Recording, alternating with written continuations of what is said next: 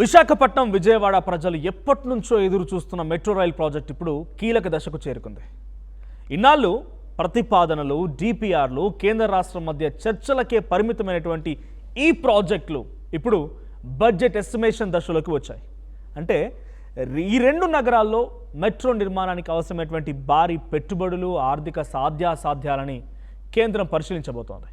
మరి మొత్తం ప్రాజెక్ట్ ఎంత పెద్దది, ఎక్కడి నుంచి ఎక్కడి వరకు మెట్రో ట్రైన్ రాబోతోంది, డబ్బులు ఎవరు పెడతారు, అసలు పనులు ఎప్పుడు మొదలయ్యే అవకాశం ఉంది, విజయవాడలో ఎటువంటి సిచ్యువేషన్ ఉండబోతోంది, ఎస్ఐఏ సర్వే మొదలైంది, ఇలాంటి కీలక అంశాలు తెలుసుకుందాం. అయితే ఈ రెండు నగరాల్లో మెట్రో రైల్ పరుగులు, వాటి వెనుకున్నటువంటి నెంబర్లు డీటెయిల్డ్గా చూద్దాం.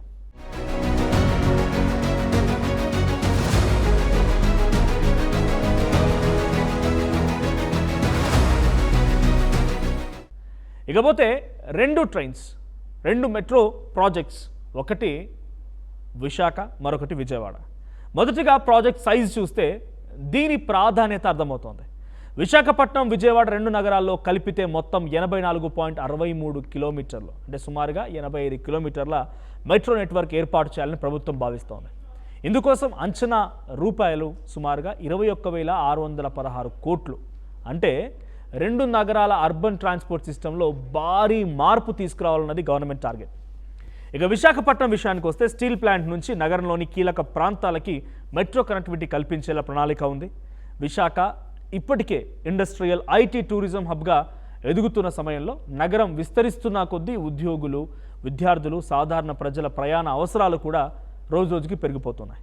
ఇక ప్రస్తుతం ఉన్నటువంటి రోడ్ ట్రాన్స్పోర్ట్పై ఎక్కువగా ఆధారపడాల్సి వస్తుంది. కాబట్టి మెట్రో కనుక అందుబాటులోకి వస్తే స్టీల్ ప్లాంట్తో పాటు నగరంలోని చాలా కీలకమైన ప్రాంతాల మధ్య చాలా స్పీడ్ పబ్లిక్ ట్రాన్స్పోర్ట్ ఏర్పడే అవకాశం కూడా ఉంది.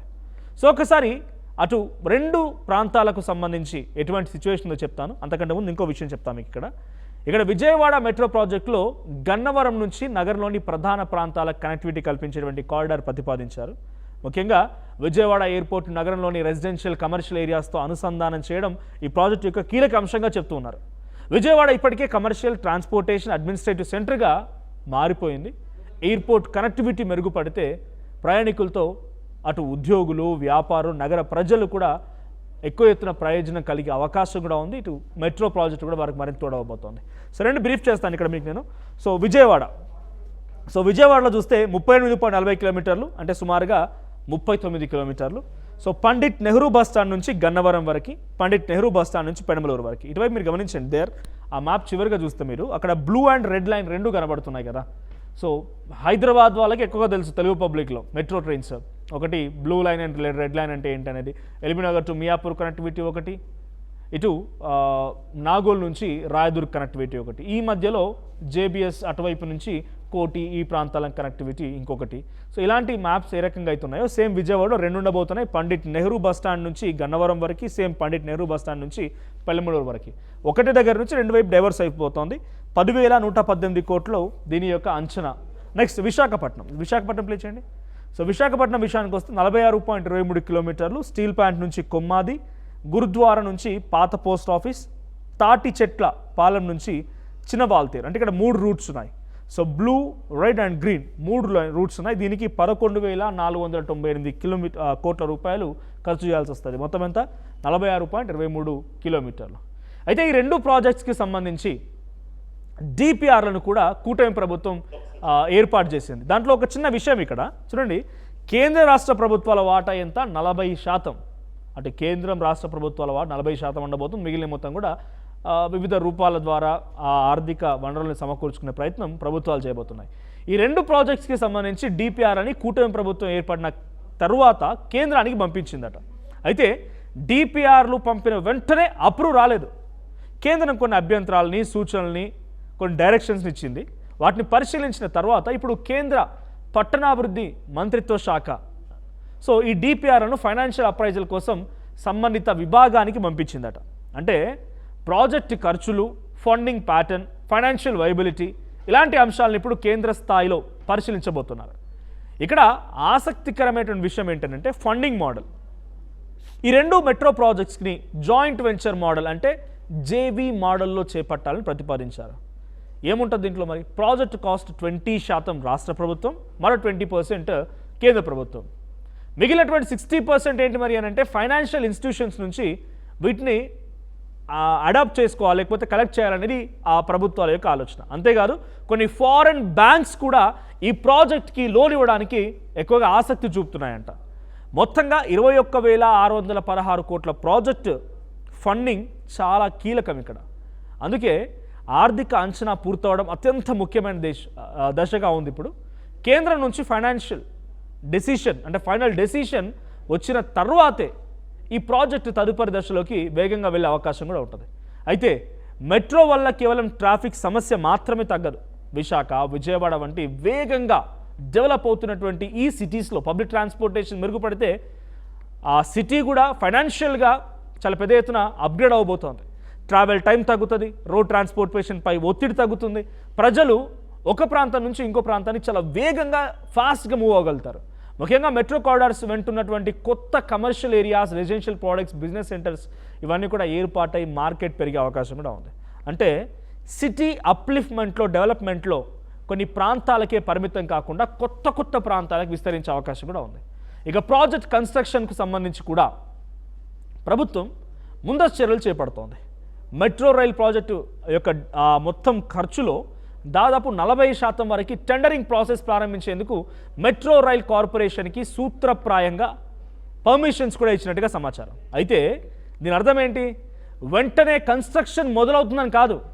ఫైనాన్షియల్ అప్రైజల్, కేంద్రం ఫైనల్ అప్రూవల్ కానీ, ఫైనల్ ఫండింగ్ అగ్రిమెంట్స్ కానీ, ల్యాండ్ అక్విజిషన్, టెండర్స్ వంటి ఈ ఇంప్లిమెంటేషన్స్ అన్నీ కూడా ఇంకా పూర్తి కావాల్సి ఉంటుంది.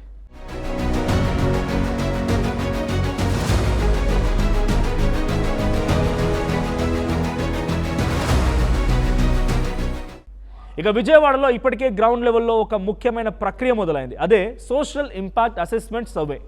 అంటే మెట్రో ప్రాజెక్ట్ నిర్మాణానికి అవసరమైనటువంటి భూమి వల్ల స్థానిక ప్రజలు, ఆస్తులు, జీవనోపాధిపై ఎలాంటి ప్రభావం పడుతుందో అంచనా వేయడానికే ఈ సర్వే నిర్వహిస్తున్నారు. ప్రస్తుతం బందర్ రోడ్, ఏలూరు రోడ్, గన్నవరం, పెనమలూరు ఈ ప్రాంతాల్లో ఈ సర్వే జరుగుతోంది. ఇక విజయవాడలోని 2 మెట్రో కారిడార్స్ కోసం దాదాపు 80 ఎకరాల భూమి అవసరం పడుతుందట. అయితే ఇందులో మెట్రో స్టేషన్తో పాటు కోచ్ డిపోట్ వంటి అవసరమైనటువంటి ఇన్ఫ్రాస్ట్రక్చర్ ఏర్పాటు కూడా చేయబోతున్నారు.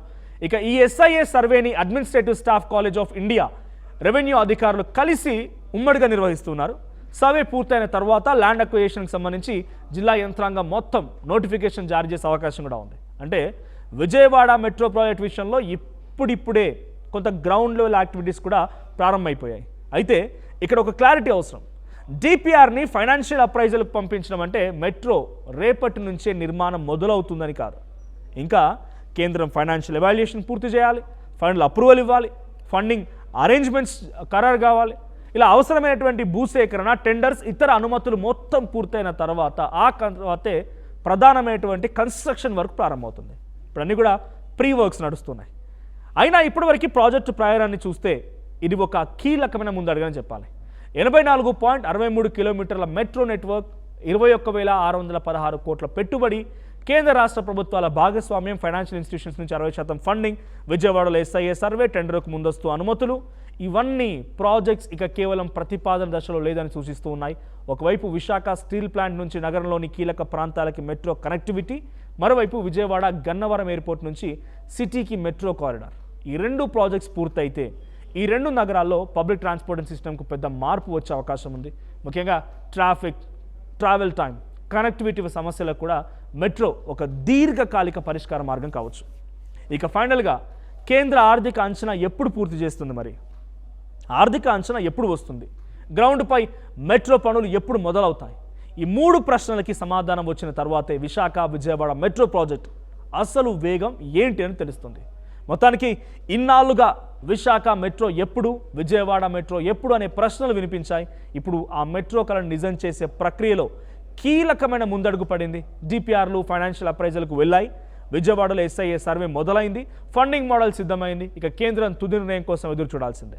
ఆ నిర్ణయం వస్తే విశాఖ, విజయవాడ నగరాల ట్రాన్స్పోర్టేషన్ స్టోరీలో ఒక కీలకమైన కొత్త అధ్యాయం మొదలయ్యే అవకాశం కూడా ఉంది. ఈ వీడియో మీకేమనిపించింది? సో మీ అభిప్రాయం ఏంటి? ఈ 2 నగరాలకి మెట్రో రావడం మీరు ఎలా చూస్తున్నారు? కామెంట్ చేయండి.